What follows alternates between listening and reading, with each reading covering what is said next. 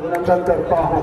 इस कार्यक्रम में घोसी के शानदार विधायक आदरणीय सुधाकर सिंह जी, मोहम्मदाबाद के विधायक आदरणीय राजेंद्र कुमार जी, एमएलसी साहब राम भूतनाथ जी, जिलाध्यक्ष महोदय आदरणीय राजेंद्र मिश्रा जी, और जो हमारे चुनाव में लगातार दिनांक हमारे साथ चल रहे हैं, और साहब अंसारी साहब, साधु यादव जी, धर्म प्रकाश यादव जी, मुन्ना यादव जी सहित सारे सम्मानित मंच और घोषण के मालिकों। मैं 10 साल पहले चुनाव लड़ा था और मुझे आज भी वो दिन याद है। चाचा, आप स्वर्गीय राजकुमार राय जी के विद्यालय में मेरा प्रचार करने आए थे और शायद घोसी की धरती पर कोई ऐतिहासिक घटना रही होगी जहाँ एक प्रत्याशी राजीव राय सड़कों की लिस्ट को लेकर जाता है और आप लगातार आप सारी सड़कों को स्वीकृति देने का काम किया। 650 करोड़ रुपए की सड़कें सिर्फ एक दिन में बताया आदेश पारित किया था बनवाने का। इसके लिए घोसी की जनता आपकी सदैव ऋणी रहेगी और बड़ी उम्मीद के साथ हम सारे समाजवादी कार्यकर्ता आपके आगमन का इंतजार कर रहे थे। हम जानते हैं कि सरकार नहीं है, हम जानते हैं कि इस बार मैं आपके सड़कों को पास नहीं करा सकता, लेकिन हम ये भी जानते हैं कि आपके परिवार से आपकी दूर हुई ऊर्जा से 1 तारीख को आखिरी चरण का चुनाव, 4 तारीख को मतगणना और 5 तारीख को आप दिल्ली में सरकार बनवाने के लिए आए हैं। सिर्फ मुझे आशीर्वाद देने देने आपके 800 से 5 तारीख को दिल्ली में सरकार बनेगी। घोसी के मालिकों, ये चुनाव सिर्फ इस बात का नहीं हो रहा है कि आपका एमपी कौन बनेगा, इस बात का भी हो रहा है कि आपके आने वाले भविष्य में आपके बच्चों का भविष्य का कौन सा चिंतन और मंथन कौन सा नेता करेगा और कौन सा लोग आपकी आवाज उठाने का काम करेंगे।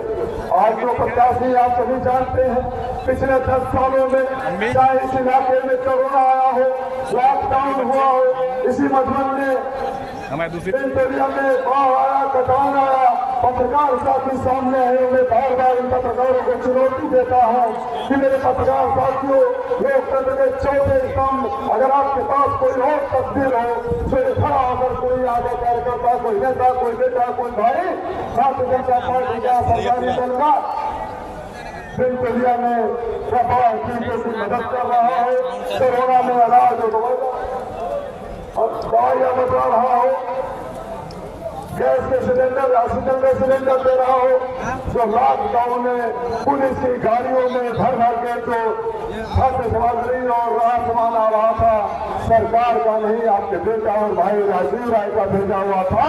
इसीलिए मैं आपके ऊपर आपके सामने नेता ने बल्कि बेटा और भाई के रूप में आशीर्वाद मांगने आया हूँ।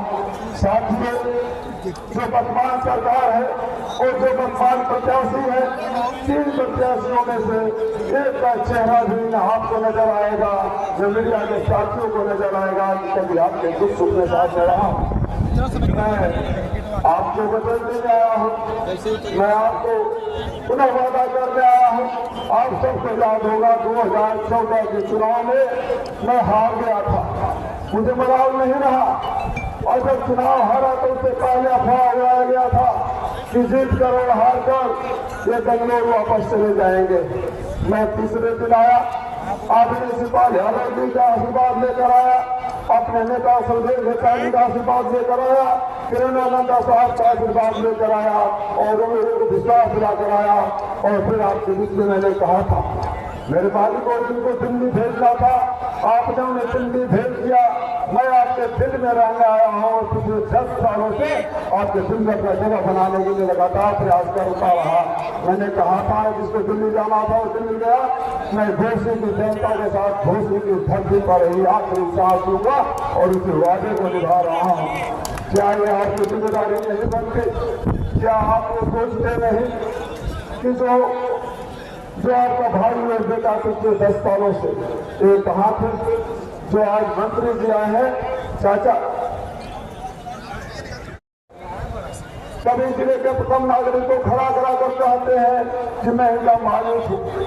मैं आपसे अनुरोध करता हूँ आपसे गुजारिश करता हूँ, घोसी के मालिकों से गुजारिश करता हूँ कि जो नेता अपने को जनता का मालिक समझने लगे, जनता की जिम्मेदारी बनती है उस नेता की औकात दिखाने का काम मतदान में करे। इसलिए मैं आपका अनुरोध करते हुए कि आने वाले वक्त में आपके आगमन से, आपके आशीर्वाद से, आपके प्रेरणा से हम नई सरकार बनाएंगे और नई सरकार में क्या होगा हम सब आगे चाचा जी के हासिल सुनेंगे। पुनः मैं अपनी धरती पर आपका वंदन अभिनंदन करते हुए बनाया था। मैं पूरा वचन देता हूँ कि अगर आपके आशीर्वाद से हम जीतेंगे तो इसी दिन से काम शुरू हो जाएगा।